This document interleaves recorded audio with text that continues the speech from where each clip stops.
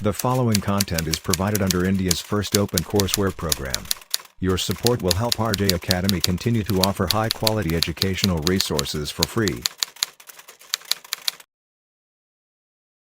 Molecular spectroscopy के इस course के अंदर अभी तक आप लोग काफ़ी कुछ पढ़ चुके हो। स्टार्टिंग के अंदर मैंने आपको एक चार्ट याद कराया जिसके अंदर मैंने आपको बताया कि किस रेंज के रेडिएशन से कौन से ट्रांजिशन होते हैं और उनसे आप लोग कौन कौन सी इन्फॉर्मेशन को निकाल सकते हो। उसके बाद रोटेशनल स्पेक्ट्रोस्कोपी को हमने स्टार्ट किया था और रिजिड ऑर्डर मॉलिक्यूल के लिए और नॉन रिजिड ऑर्डर मॉलिक्यूल के लिए आप लोग रोटेशनल स्पेक्ट्रोस्कोपी को पढ़ चुके हो। साथ ही साथ जितने भी आपके पास प्रीवियस ईयर क्वेश्चन थे, चाहे वो CSIR नेट के थे, गेट के थे, उनको भी आप लोग अटैम्प्ट कर चुके हो। उसके बाद वाइब्रेशन स्पेक्ट्रोस्कोपी को हमने स्टार्ट किया और हार्मोनिक मोशन के लिए आप लोग बोर फ्रीक्वेंसी कंडीशन पढ़ चुके हो और सिलेक्शन रूल पढ़ चुके हो। सिलेक्शन रूल के अंदर मैंने आपको एन हार्मोनिक ऑसिलेटर के लिए भी सिलेक्शन रूल बताया था।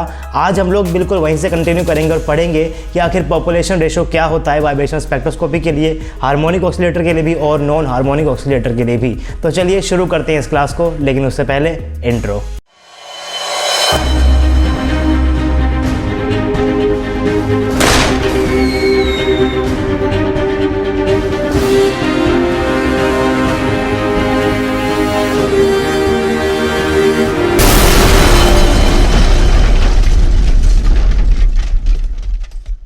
Hey guys, this is RJ and welcome to RJ Academy. So this is a lecture number 12 of molecular spectroscopy. अभी तक 11 लेक्चर्स ऑलरेडी अपलोड कर चुका हूँ। अगर आप लोगों ने अभी तक प्रीवियस लेक्चर्स नहीं देखे हैं तो आपको सिर्फ और सिर्फ RJ Academy के YouTube चैनल के ऊपर जाना है। वहाँ पर आपको मोलिकुलर स्पेक्ट्रोस्कोपी की अलग से प्लेलिस्ट देखने को मिलेगी। प्लेलिस्ट को स्टार्टिंग से ऑन कर लो, सब कुछ समझ में आएगा। लेकिन उससे पहले अगर क्वांटम केमिस्ट्री देख लोगे तो ज़्यादा मज़ा आएगा मोलिकुलर स्पेक्ट्रोस्कोपी को पढ़ते हुए। अब बात करते हैं कि आखिर मोलिकुलर स्पेक्ट्रोस्कोपी के लास्ट लेक्चर के अंदर हमने क्या पढ़ा था। वहाँ पर मैंने आपको बताई थी कि आखिर सिलेक्शन रूल क्या होता है वाइब्रेशनल स्पेक्ट्रोस्कोपी के लिए। अगर आपके पास मोशन कैसा होता है, हार्मोनिक होता है या फिर एन हार्मोनिक होता है। मैंने वहाँ पर आपको बताया था कि हार्मोनिक ऑसिलेटर के लिए आपके पास जो डेल्टा एन है वो आपके पास क्या होता है, +-1 होता है। और अगर आपके पास एन हार्मोनिक ऑसिलेटर होता है तो वहाँ पर आपके पास delta N is equal to +-1 भी अलाउड होता है, +-2 भी अलाउड होता है, +-3 भी अलाउड होता है। और इस तरीके से आपके पास सारे के सारे क्या होते हैं, अलाउड होते हैं। उसके बाद इस टॉपिक के ऊपर जो क्वेश्चन आया हुआ है CSIR नेट के अंदर वो मैंने आपके सामने यहां पर लिखा हुआ है, आपने देख भी लिया होगा। क्वेश्चन आपका है CSIR नेट 2016 का 4 मार्क्स का ये क्वेश्चन था। क्वेश्चन एक बार मैं आपके सामने पढ़ देता हूँ, इसको करने की कोशिश करना। अगर आपसे नहीं हो रहा है पहले वीडियो को पॉज कर लो, क्वेश्चन कर देखो। अगर नहीं हो रहा है तो फिर आप लोग वापस से वीडियो को प्ले कर समझ सकते हो कि कैसे आप इस क्वेश्चन को कर सकते हो। अप्रोच कैसे कर रहे हो वो बहुत ज़्यादा इंपॉर्टेंट है। तो एक बार खुद से ट्राई करो कि क्या आप लोग इस क्वेश्चन को अप्रोच कर पा रहे हो या फिर नहीं। उसके बाद वीडियो को आगे देख लेना। क्वेश्चन एक बार सामने पढ़ देता हूँ मैं। Suppose psi1, psi2, psi3 are the wave function of an anharmonic oscillator and phi0, phi1, phi2 are the wave function of harmonic oscillator. With increasing order of energy, the subscripts denote the vibrational quantum number in both the cases. आपको यहाँ पर functions given थे। psi0 आपके पास क्या है, A1 into में phi0 plus A2 into में phi2 प्लस A3 इंटू में phi4। अब ये जो आपके पास यहाँ पर phi वाले फंक्शन है ये सारे के सारे आपके कोरस्पॉन्डिंग किसके हैं, हार्मोनिक ऑसिलेटर के हैं। यानी कि यहाँ पर आप लोग सिलेक्शन रूल लगाने वाले हो किसका, हार्मोनिक ऑसिलेटर का। और सिलेक्शन रूल क्यों लगाना है, क्योंकि क्वेश्चन के अंदर आगे आपसे वही पूछा गया है। क्वेश्चन आगे क्या लिखा हुआ है, the forbidden electrical dipole transition among the following are. इसका मतलब आपको ये बताना है कि कौन से ट्रांजिशन यहाँ पर अलाउड होने वाले हैं। साथ ही गिवन है assuming the dipole operator is linear in normal coordinates. तो कि वो फिर ऐसे भी लीनियर होते ही हैं, जितने भी आपके पास ऑपरेटर होते हैं क्वांटम केमिस्ट्री के अंदर वो सारे के सारे कैसे होते हैं, हर्मिशियन होते हैं और लीनियर भी साथ साथ वो होते ही हैं। तो वो चीज़ यहाँ पर उसने अलग से मेंशन भी की हुई है। अब बात यहाँ पर ये कि जितने भी फंक्शन होने वाले हैं phi0, phi1, phi2 और अगर वो हार्मोनिक ऑसिलेटर कोरस्पॉन्डिंग करते हैं तो यहाँ पर आप लोग सिलेक्शन रूल लगाओगे SHO के अंदर जो आपने पढ़ा, जो कौन सा था आपके पास, delta N is equal to +-1। बाकी सब यहाँ पर क्या हो जाएंगे, फॉरबिडन हो जाएंगे। सिर्फ और सिर्फ delta N is equal to +-1 क्या रहेगा, अलाउड रहेगा। उसके बाद जो आपके पास यहाँ पर ये वेव फंक्शन है psi1, psi2, psi3 ये कोरस्पॉन्डिंग है एन हार्मोनिक ऑसिलेटर के। इसका मतलब जब आप लोग इन फंक्शन के ऊपर सिलेक्शन रूल लगाओगे तो वहाँ पर जो आपके पास डेल्टा एन है वहाँ पर +-1 भी अलाउड होगा, +-2 भी अलाउड होगा, +-3 भी अलाउड होगा। इस तरीके से सारे ही यहाँ पर अलाउड होंगे। क्वेश्चन में पूछा गया है कि कौन सा आपके पास ट्रांजिशन कैसा है, फॉरबिडन है। तो हम यहाँ पर सारी चीज़ें निकालते हैं कि निकाल लेते हैं कि कौन कौन से यहाँ पर अलाउड होने वाले हैं और कौन कौन से यहाँ पर फॉरबिडन होने वाले हैं। तो आपके पास सिलेक्शन रूल पता है आपको क्या होता है कि delta N is equal to +-1 अगर मोशन कैसा होता है, हार्मोनिक होता है, और अगर आपके पास मोशन कैसा होता है, एन हार्मोनिक, तो वहाँ पर क्या हो जाएगा, delta N is equal to +-1 भी अलाउड होगा, +-2 भी अलाउड होगा, +-3 भी आपका अलाउड होगा एन हार्मोनिक के केस के अंदर। तो सिलेक्शन रूल को मैंने यहाँ पर साइड में लिख दिया है। अब अप्लाई करते रहेंगे इन फंक्शंस के ऊपर, और क्वेश्चन के अंदर मेंशन भी है the subscripts denotes the vibrational quantum number in both the cases. यानी कि φ0 क्या है आपके पास, E0 एनर्जी लेवल का फंक्शन है, φ2 क्या है जो आपके पास सेकंड एनर्जी लेवल है उसका क्या है, फंक्शन, यानी कि E2 जिसकी कॉरस्पॉन्डिंग क्या होती है, एनर्जी होती है। तो उस तरीके से आपको यहाँ पर हर चीज़ें गिवन है। अगर मैं लगाता हूँ साई के ऊपर अपना सिलेक्शन रूल, तो शायद साई मेरा कह रहा है कि आपके पास डेल्टा एन +1 भी अलाउड है, +2 भी अलाउड है, +3 भी अलाउड है। यानी कि आपका फंक्शन, आपका जो ट्रांजिशन है वो 0 से 1 भी हो सकता है, ये भी अलाउड है, 0 से 2 भी हो जाएगा, ये भी अलाउड है, साई 1 से साई 2 भी हो जाएगा, ये भी अलाउड है, साई 1 से साई 0 भी हो जाएगा, ये भी अलाउड है। यानी कि यहाँ पर आपके पास सारे के सारे ट्रांजिशन क्या होने वाले हैं, अलाउड होने वाले हैं। अब बात करते हैं कि आखिर फाई वाले केस के अंदर कौन कौन से ट्रांजिशन अलाउड होंगे। तो φ0, फाई आपके पास किसका फंक्शन है, हार्मोनिक ऑसिलेटर का फंक्शन है। तो φ0 से सिर्फ और सिर्फ कहाँ जा सकते हैं आप लोग, φ1 के अंदर जा सकते हो, φ0 से φ2 के अंदर नहीं जाओगे, φ0 से φ0 के अंदर भी नहीं जाओगे, क्योंकि delta n is equal to 0 आपका फॉरबिडन होता है दोनों ही केसेस के अंदर, हार्मोनिक के अंदर भी और आपका एन हार्मोनिक के अंदर भी। अब क्वेश्चन में पूछा गया कि कौन सा आपके पास क्या है, फॉरबिडन है। कैसे निकालते हैं, बस आप लोग यहाँ पर देखते हैं, सिर्फ आपको ये देखना है कि किसके अंदर आपके पास यहाँ पर जोड़ घटा क्या होने वाला है, 1 के बराबर होने वाला है। कैसे देखोगे, देखिए साई वाले तो आपके सारे के सारे क्या हैं, अलाउड है, तो इनको तो देखने की जरूरत है नहीं। अब बात करते हैं कि क्या आपका साई 0 से साई 1 जाएगा। तो साई 0 से साई 1 तभी जाएगा जब ये जो अंदर के आपके पास जो फंक्शन है, ये भी इनका ट्रांजिशन भी क्या हो आपके पास, अलाउड हो। अगर यहाँ पर कोई अंदर की तरफ कोई अलाउड नहीं होगा तो साई 0 साई 1 भी आपके पास नहीं जाएगा। कैसे देखोगे, यहाँ पर सबसे पहले आपके पास क्या है, φ0 है, तो φ0 से φ0 जाएगा, नहीं जाएगा, क्योंकि यहाँ पर क्या है, 0 से 0 क्वांटम नंबर पे आ रहे हो, डेल्टा n इक्वल टू 0 है, तो φ0 से φ0 नहीं जाएगा।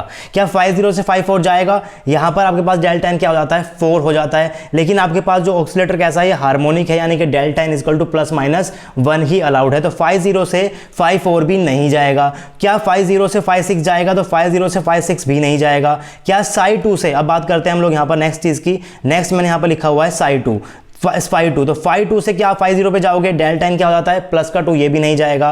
क्या φ2 से आप लोग φ4 पे जा सकते हो, यहाँ पर भी डेल्टा n क्या हो जाएगा, +2, ये भी नहीं जाएगा। φ2 से φ6 भी आप लोग नहीं जाओगे, तो φ2 से भी आप लोग यहाँ पर कहीं भी नहीं जा पा रहे हो। अब चलते हैं नेक्स्ट के ऊपर, नेक्स्ट क्या है, φ4 है, तो क्या φ4 से आप लोग φ0 पे जा पाओगे, नहीं जा पाओगे। φ4 से φ4 जाओगे, नहीं जाओगे। φ4 से φ6 जाओगे, यहाँ पर भी नहीं जाओगे।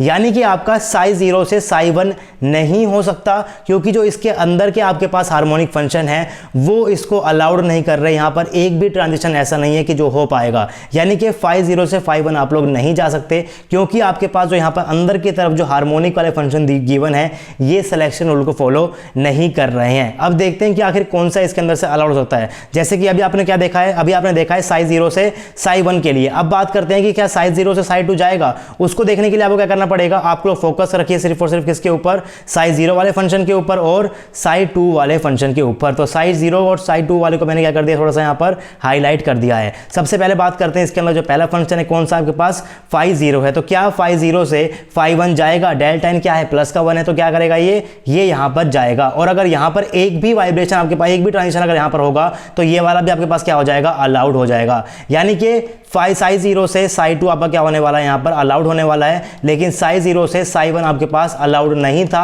क्योंकि यहाँ पर जो आपके पास अंदर वाले हार्मोनिक के फंक्शंस थे वहां पर selection rule delta n equal to +-1 follow नहीं हो रहा था। अब चलते हैं आगे, अब बात करते हैं कि क्या साई 0 से साई 3 वाला ट्रांजिशन आपका हो सकता है। इसको देखने के लिए आप लोग क्या करो, साई 0 वाले को कर लो हाईलाइट और क्या कर लो, साई 3 वाले को कर लो हाईलाइट। अब देख लो आपके पास यहाँ पर किसके अंदर गैप 1 का है, अपने हार्मोनिक वाले के अंदर। सबसे पहले बात करता हूँ φ0 के, तो क्या φ0 से φ3 जाएगा, तो भाई यहाँ तो नहीं जाएगा, काटा लगा दो।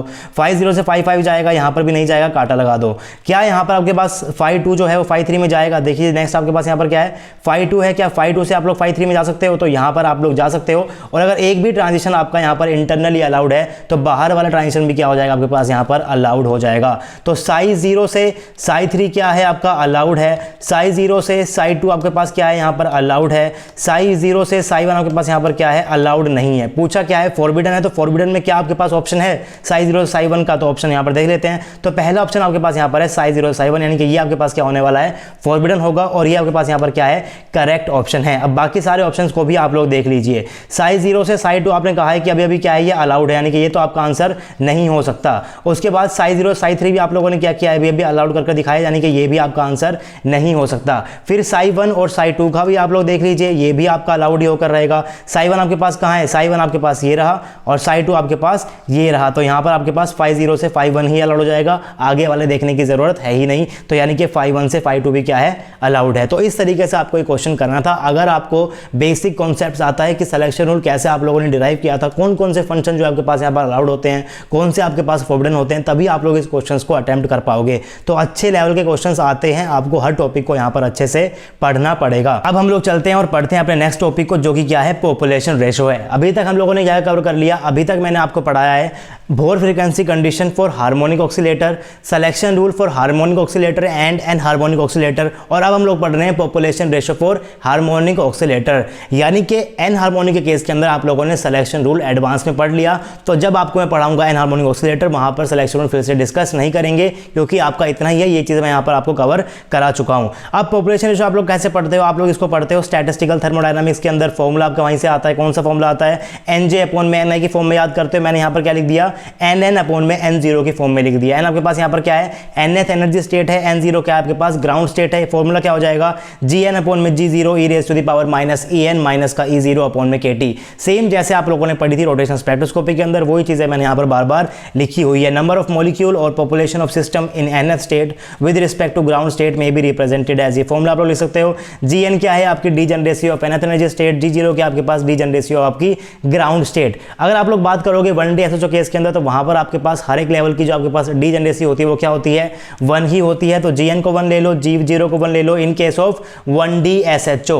1D SHO के अंदर ये 1 क्यों होती है, सब बातें हम लोग कहाँ करते हैं, क्वांटम केमिस्ट्री के अंदर करते हैं। उसके बाद आपके पास यहाँ पर ये फॉर्मूला इस तरीके से बन जाएगा। मैंने क्या कर दिया, Gn की जगह 1 लगा दिया और G0 की जगह मैंने यहाँ पर 1 लगा दिया। उसके बाद आपको पता है कि जो आपका एनर्जी का फंक्शन है nth एनर्जी लेवल के लिए, वो आपका क्या है, En is equal to n+1/2 into में h न्यू। यहाँ से आप लोग क्या कर सकते हो, n को 0 रखो, क्या निकल जाएगा, E0 निकल जाएगा। तो En की वैल्यू और E0 की वैल्यू आप लोग क्या कर दो, इस फॉर्मूले के अंदर यहाँ पर पुट कर दो। फॉर्मूला आपका क्या बन जाएगा, nn अपॉन में n0 is equal to e raise to the power minus NH nu upon में KT। डिफरेंस आपके पास क्या होता है, NH न्यू होता है। ये चीज़ आप लोगों ने डायरेक्टली भी याद करी हुई थी, तो वो सब चीज़ें आप लोग यहाँ पर आराम से कर सकते हो। फॉर्मूला आपके सामने आ गया है, तो अब आप लोग ग्राफ भी बना सकते हो nn अपॉन में n0 का, और आपके n के साथ यानी कि वाइब्रेशन क्वांटम नंबर का अपनी पॉपुलेशन रेशियो के साथ भी आप लोग यहाँ पर ग्राफ बना सकते हो। तो ग्राफ कैसा आएगा, एक्सपोनेंशियली ग्राफ होगा, और क्योंकि यहाँ पर नेगेटिव साइन है तो कैसा आएगा आपके पास ग्राफ, डिक्रीजिंग यहाँ पर ग्राफ आएगा। तो अगर मैं यहाँ पर दो वेरिएशन ले लेता हूँ, मान लीजिए मैंने दो ग्राफ बना दिया, एक ये भी डिक्रीजिंग हो रहा है और एक ये भी डिक्रीजिंग हो रहा है, तो किस केस के अंदर आपके पास यहाँ पर म्यू ज़्यादा होगा और किस केस में टेम्परेचर ज़्यादा होगा, उसको भी आप लोग यहाँ पर एक बार डिस्कस कर लो। देखिए, अगर आपके पास यहाँ पर म्यू ज़्यादा होगा, अगर आपकी फ्रीक्वेंसी ज़्यादा होगी, तो नेगेटिव के साथ जो ये टर्म है ये भी क्या हो जाएगी आपके पास, ज़्यादा हो जाएगी। यानी कि आपके पास जो डिक्रीज होगा वो ज़्यादा बड़े नंबर के साथ होगा, यानी कि ज़्यादा तेज डिक्रीज होगा। तो यहाँ पर आपके पास क्या हो रहा है, ये ज़्यादा तेज डिक्रीज हो रहा है। तो जो फर्स्ट वाला केस है, इसके अंदर आपके पास जो फ्रीक्वेंसी होती है वो क्या होगी आपके पास यहाँ पर ज़्यादा होगी। इस तरीके से आप लोग ग्राफ के बेसिस के ऊपर कंपैरिजन कर सकते हो, फ्रीक्वेंसी का भी कर सकते हो, वेव नंबर का भी कर सकते हो, टेम्परेचर का भी आप लोग यहाँ पर कर सकते हो। अगर आपको पता है कि अगर टेम्परेचर की वैल्यू ज़्यादा हो जाएगी तो आपके पास ये पूरा नंबर क्या हो जाएगा, छोटा हो जाएगा। और क्योंकि नेगेटिव के साथ क्या हो रहा है, स्लोप आपका डिक्रीज हो रहा है, तो अगर ये पूरा नंबर छोटा हो गया तो वो क्या होगा, धीरे धीरे क्या होगा, डिक्रीज होगा। तो आपके पास टेम्परेचर क्या हो जाएगा सेकंड वाले केस के अंदर, यानी कि इस वाले केस में क्या हो जाएगा, आपका टेम्परेचर ज़्यादा हो जाएगा। तो ये सब चीज़ें आप लोग पढ़ चुके हो क्वांटम केमिस्ट्री के अंदर भी, यहाँ पर मैंने आपको यहाँ पर दोबारा से इस चीज़ों को बता दिया। अब इस ग्राफ से आप लोग समझ सकते हो कि आपका जो यहाँ पर पॉपुलेशन रेशो है, ये जो पॉपुलेशन रेशो है आपका यहाँ पर इस एक्सिस से यहाँ पर शुरू हो रहा है, और यहाँ पर आपके पास क्या है, n जो है वो आपके पास क्या है, यहाँ पर 0 है, यानी कि कौन सी स्टेट आपके पास, ग्राउंड स्टेट है। और आप लोग देख सकते हो कि जो आपका पॉपुलेशन है वो सबसे ज़्यादा मैक्सिमम कहाँ पर है, यहीं पर ही है। इसके बाद वो सिर्फ और सिर्फ क्या हो रही है, डिक्रीज ही हो रही है। इसका मतलब ground state is mostly populated in vibrational energy levels. इस बात को एक अलग तरीके से प्रूव किया था स्टैटिस्टिकल थर्मोडायनामिक्स पढ़ाते हुए, यहाँ पर हम लोगों ने ग्राफ से इसलिए प्रूव कर दिया, तो ग्राफ से इसको लेकर चलेंगे, इसके आगे की एक्सप्लेनेशन मैं आपको नहीं दूंगा। ग्राउंड स्टेट यहाँ पर क्या होती है, आपके पास सबसे ज़्यादा पॉपुलेटेड होती है। अब यहीं से ही आपके पास बहुत सारे कंसेप्ट्स इंक्लूड हो जाएंगे, जब हम लोग क्या पढ़ने वाले हैं, एन हार्मोनिक ऑसिलेटर को पढ़ने वाले हैं, क्योंकि आपके पास यहाँ पर जो पॉपुलेशन रेशो रेशो है आपने पढ़ा है अभी सिर्फ और सिर्फ हार्मोनिक ऑक्सीलेटर के लिए। वहां पर आप लोग मानकर चलते हो कि सिर्फ और सिर्फ डेल्टा एन है वही आपके पास क्या है +-1 अलाउड है, यानी कि सिर्फ और सिर्फ आपको क्या देखने को मिलेगा, सिर्फ और सिर्फ एक ही ट्रांजिशन देखने को मिलेगा बिटवीन सक्सेसिव एनर्जी लेवल्स। लेकिन जब आप लोग जाते हो एन हार्मोनिक ऑक्सीलेटर के अंदर, वहां पर आपका delta N is equal to +-1 भी अलाउड है, +-2 भी अलाउड है, +-3 भी अलाउड है। तो अगर आपके पास कुछ इस टाइप के एनर्जी लेवल्स होंगे, मान लीजिए यहाँ पर क्या है n=1 है, n=2 है, n=3 है, n=4 है, तो इस वाले केस के अंदर यानी कि एन हार्मोनिक ऑक्सीलेटर वाले केस के अंदर आपके पास ये ट्रांजिशन भी दिखता है, ये भी आपको दिखेगा, ये भी आपको दिखेगा, ये भी आपको दिखेगा, ये भी आपको दिखेगा, ये भी आपको दिखेगा और ये भी आपको दिखेगा। तो बहुत सारे ट्रांजिशन यहाँ पर आपको दिखते हैं। तो आपको रीड करना होता है किस ट्रांजिशन को आप लोग कैसे रीड करते हो। तो हर एक ट्रांजिशन को अलग से क्लासीफाई करेंगे। किसी ट्रांजिशन को हम लोग क्या बोलने वाले हैं, फंडामेंटल बैंड बोलेंगे, किसी को हम लोग बोलेंगे ओवरटोन, किसी को हम लोग क्या बोलेंगे, हॉट बैंड। कैसे क्लासीफाई करते हैं, क्लासीफाई करना आप लोगों ने सीख लिया तो क्वेश्चंस अटेम्प्ट करना भी आप लोग सीख जाओगे, क्योंकि क्वेश्चन जो आपके पास आएगा CSIR नेट के अंदर, वहां पर क्वेश्चन के अंदर क्या टर्म यूज करेगा वो, जैसे कि आपसे यूज कर लेगा कि जो the energy of the third hot band is. अब वो थर्ड हॉट बैंड आपके पास कौन सा ट्रांजिशन होने वाला है ये भी आपको पता होना चाहिए। तो आपको पता होना चाहिए कि आखिर ओवरटोन्स क्या होते हैं, फंडामेंटल बैंड क्या होते हैं, या फिर आपके पास ओवरटोन्स क्या होते हैं। तो उसके लिए स्टार्ट करने से पहले मैं आपको एक बेसिक इंट्रोडक्शन देना चाहता हूं कि आखिर एन हार्मोनिक ऑक्सीलेटर क्या होता है और कैसे ये डिफर करता है आपका हार्मोनिक ऑक्सीलेटर से। तो सबसे पहले मैंने यहां पर लिखा हुआ है vibration motion according to simple harmonic oscillator is an approximation not a real situation. The parabolic energy curve that was obtained by using the Hooke's potential energy equation is not real। Equation आपके पास क्या थी, V is equivalent to half kx square। ये equation आपको drive करनी आती है। आपको पता है कि आपके पास मान लीजिए यहाँ पर कोई स्प्रिंग होगा, इस एंड को आपने यहाँ पर डिस्प्लेस किया, x डिस्प्लेसमेंट आपने यहाँ पर दी, तो जो आपका F होता है वो क्या होता है, डायरेक्टली प्रोपोर्शनल टू माइनस का x हो जाता है। उसके बाद आप लोग क्या लगाते हो, प्रोपोर्शनलिटी कांस्टेंट लगाते हो, F क्या हो जाएगा, माइनस का kx के बराबर हो जाएगा। और आपको पता है कि जो आपका पोटेंशियल एनर्जी होता है इसका चेंज क्या होता है, माइनस का F इंटू में dx होगा। तो f की वैल्यू को यहां पर मैं पुट कर देता हूं, क्या बन जाएगा आपके पास, माइनस का kx मैंने यहां पर पुट कर दिया, फिर यहाँ पर क्या है आपके पास dx ही है, इधर आपके पास बाहर नेगेटिव साइन पहले से था, ये क्या हो जाएगा आपके पास dv हो जाएगा। इंटीग्रेट कर दो क्या बन जाएगा आपके पास, v इज इक्वल टू आपके पास हाफ kx का स्क्वायर बन जाएगा। तो इस तरीके से आप लोग अपने इक्वेशन को डिफाइन कर सकते हो, अपने हुक्स की इक्वेशन को यहाँ पर आप लोग डिफाइन कर सकते हो। तो इस इक्वेशन के थ्रू आप लोग अपने हार्मोनिक ऑक्सीलेटर को एक्सप्लेन करते हो, लेकिन इस इक्वेशन के थ्रू आप लोग एन हार्मोनिक ऑक्सीलेटर को एक्सप्लेन नहीं कर पाओगे। क्यों नहीं कर पाओगे, जब मैं आपको बताऊंगा कि आखिर जो आपके पास नेक्स्ट इक्वेशन है उसकी क्या एडवांटेज है, तभी आप लोग समझ जाओगे कि आप लोग इस इक्वेशन का यूज क्यों नहीं करते हो। Because it does not allow bond to dissociate. ये भी बहुत इंपॉर्टेंट फैक्टर है और यही एक फैक्टर है। देखिए अगर आप लोग यहाँ पर इसका डायग्राम बनाते हो, मैंने शायद यहाँ पर नीचे बनाया हुआ है, मैं आपको दिखा देता हूँ। अगर आप लोग यहाँ पर हार्मोनिक ऑक्सीलेटर का ग्राफ बनाते हो, पोटेंशियल एनर्जी डायग्राम बनाते हो, तो आपको कुछ इस टाइप का बनाते हो। इसका मतलब क्या होता है, पहले आप लोग इसके मतलब को समझने की कोशिश कीजिए। आपके पास क्या होती है, यहाँ पर भी एक एक्सिस होती है। मान लीजिए आपके पास क्या है, कोई बॉन्ड है, ये मैंने क्या शो कर दिया, एक बॉन्ड शो कर दिया। यहाँ पर आपके पास क्या है, ए एटम है, यहाँ पर आपके पास क्या है, बी एटम है। ए जो है वो क्या आपके पास हैवियर एटम है, ए क्या आपके पास यहाँ पर हैवियर एटम है, और बी आपके पास क्या है यहाँ पर लाइटर एटम है। तो जो एटम आपके पास हल्का होगा वो क्या करेगा, वाइब्रेट करेगा। अब ये जो बी एटम यहाँ पर होता है, ये बी एटम जो है इस बॉन्ड के अंदर क्या करता है, इस तरीके से वाइब्रेट करता रहता है। ज्यादा वाइब्रेट करेगा तो ज्यादा अंदर तक आएगा, ज्यादा अंदर तक आएगा, ज्यादा अंदर तक आएगा। तो जैसे जैसे आपके पास वाइब्रेशन क्वांटम नंबर्स इंक्रीज होते रहते हैं, मान लीजिए आपके पास जो बॉन्ड है ये कुछ इतना बड़ा है, यहाँ पर आपके पास क्या है, बी एटम है, ये वाला जो एटम आपके पास क्या है, फिक्स है, क्योंकि ये क्या है आपके पास हैवी है। अब क्या हो सकता है कि ये जो बी वाला जो आपका एटम है, ये इस तरीके से यहाँ पर बॉन्ड के अंदर क्या कर सकता है, वाइब्रेट कर सकता है। मान लीजिए अभी n इक्वल टू क्या आपके पास 1 है, सिर्फ इतना ये कर रहा है, वाइब्रेट कर रहा है। फिर आपने क्या किया, n की वैल्यू को इंक्रीज किया, अब जो आपका बी है वो यहाँ तक वाइब्रेट कर सकता है, राइट। फिर उसके बाद क्या किया आपने, n की वैल्यू को और इंक्रीज किया, फिर ये क्या करेगा, फिर और ज्यादा वाइब्रेट कर सकता है। और एक टाइम ऐसा आएगा जब ये बॉन्ड जो है वो डिसोशिएट हो जाएगा और आपको जो बी एटम है और इस ए एटम के बीच का जो बॉन्ड है ये टूट जाएगा। तो किस क्वांटम नंबर के ऊपर जाकर आपका ये बॉन्ड टूटता है उसको भी आप लोग कैलकुलेट कर सकते हो। तो बहुत इंटरेस्टिंग है वाइब्रेशन स्पेक्ट्रोस्कोपी,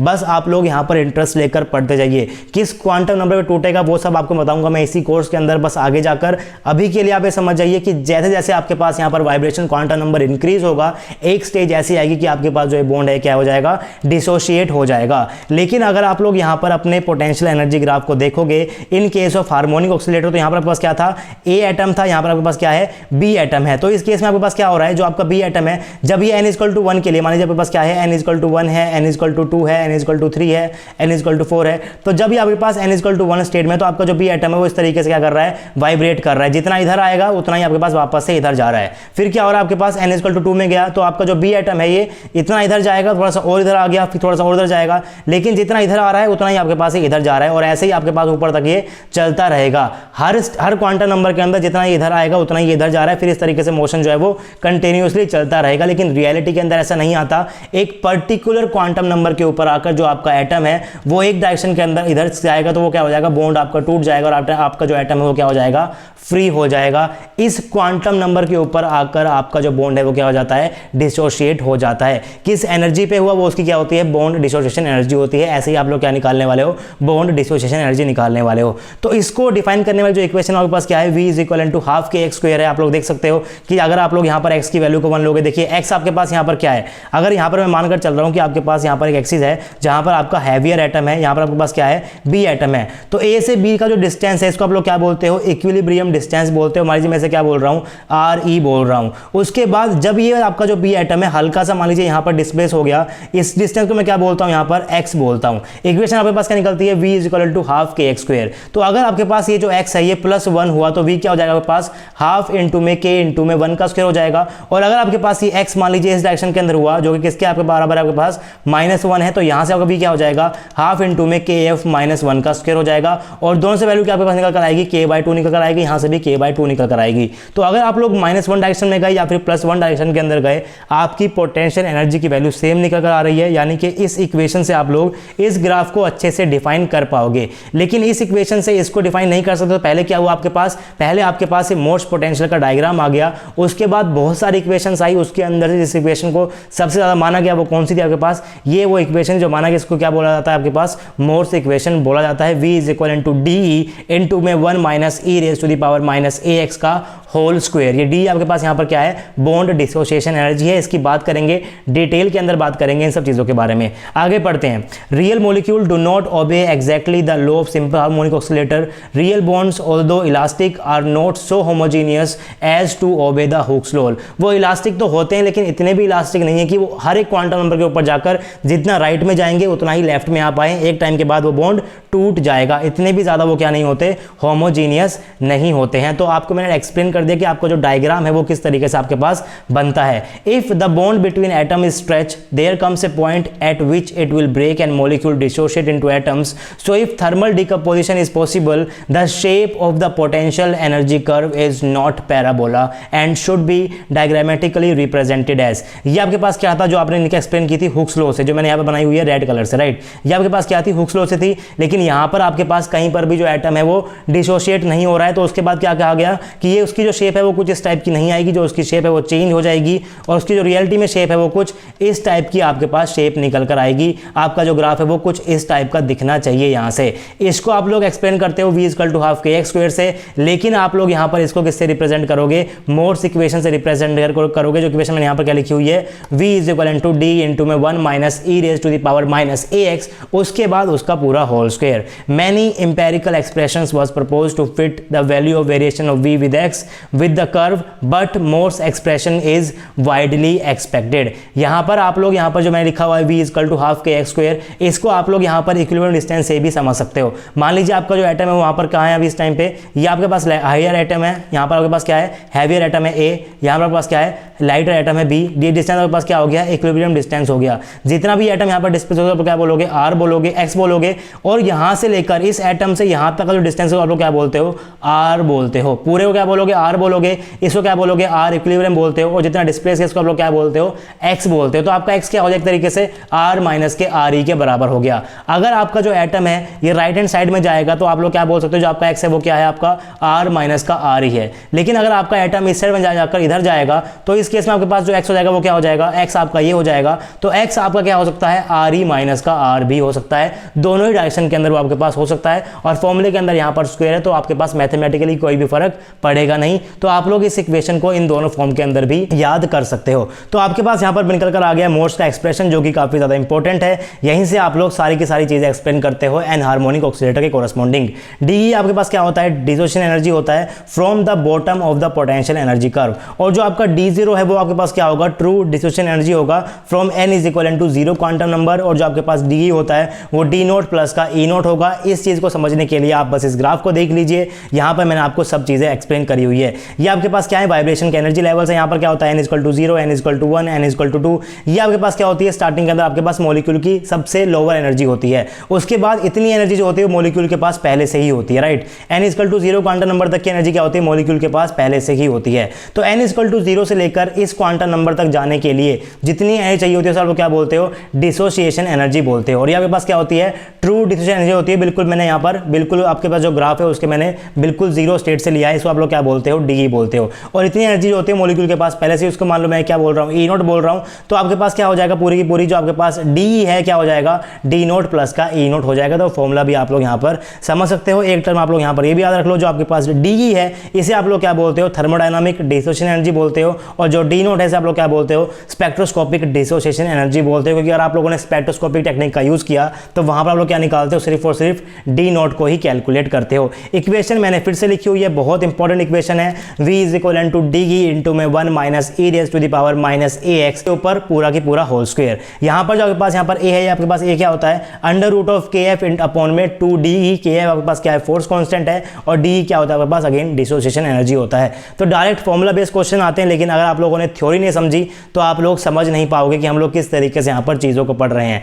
आज ज़्यादा कुछ नहीं बताया मैंने आपको, सिर्फ और सिर्फ ये बताया है कि एन हार्मोनिक ऑक्सीलेटर क्या होता है और हार्मोनिक ऑक्सीलेटर क्या होता है, बेसिक डिफरेंस क्या होता है और मोर्स एक्सप्रेशन क्या होता है, कैसे आप अपने ग्राफ को, पोटेंशियल एनर्जी ग्राफ को एक्सप्लेन कर सकते हो with the help of Morse expression. लेकिन आप लोग यहाँ पर हुक्स लॉ से अपने रियल सिचुएशन को एक्सप्लेन नहीं कर सकते, इसीलिए आपके पास मोर्स इक्वेशन जनरेट हुई। अब नेक्स्ट क्लास के अंदर मैं आपको क्या पढ़ाने वाला हूँ, मैं आपको पढ़ाऊंगा Bohr frequency condition for anharmonic oscillator. Again अगर आपके फंक्शन के अंदर चेंज आ गई, क्योंकि आपको पता है कि जो आपका एनहार्मोनिक मोशन है उसके अंदर आपके पास एनर्जी लेवल्स आएंगे, उसका जो फंक्शन होगा वो अलग होगा। तो अगर आपके पास एनर्जी फंक्शन अलग हो गए, एनर्जी का एक्सप्रेशन अलग हो गया हो, तो डेल्टा E भी चेंज हो जाएगा, En+1 माइनस En का फॉर्मूला भी चेंज हो जाएगा। और यहाँ पर कई सारे नए फॉर्मूले भी जनरेट होंगे, क्योंकि एन हार्मोनिक के केस के अंदर आपके पास जो डेल्टा N है ये +-1 भी अलाउड होता है, +-2 भी अलाउड होता है, +-3 भी अलाउड होता है। तो यहीं पर ही आपका इंट्रोडक्शन होगा सभी टाइप के बैंड का, चाहे वो आपका हो ओवरटोन, चाहे वो आपका हो फंडामेंटल बैंड, चाहे वो आपका हो हॉट बैंड। क्या क्या होता है उनके बारे में पता होना बहुत ज़रूरी है।